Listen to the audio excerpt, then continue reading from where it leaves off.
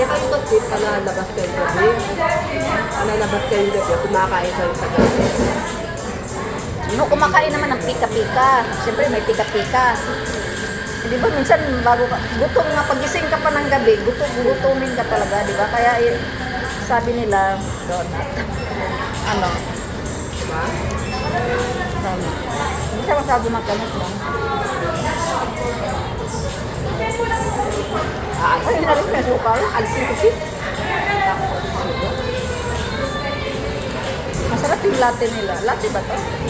Hindi siya, ano, hindi matamis.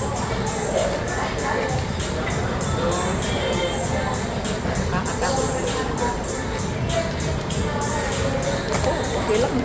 Kasi ilang araw na ba ako hindi kumain ng kanin. Kamote na yung kinakain ko, sis. Kamote. Diba? Kesa instead na kanin, tsaka bread. Buti nakaiwas tayo sa bread na cheese bread. Ano din yun, mataas na yun. Cholesterol tsaka sugar na. Siyempre, sobrang sarap.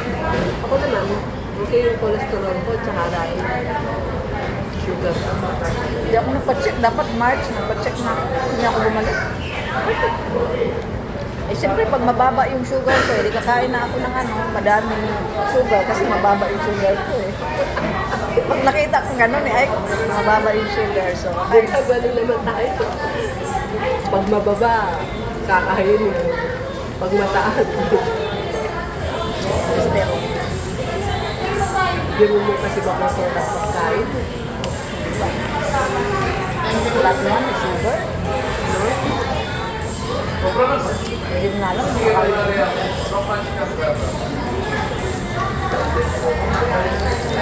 Bala ko ang kainin yung ano, yung may palaman. Kaya lang, doble-doble. Ito sugar na may palaman pa. Tama rin. Minsan bumibili ako yung 3 peraso yung gano'n. Diyan. Diba may 3 pieces? Donut. Oo, na. 3 lang bibili ko. Mamimili ako doon. Suwi ko.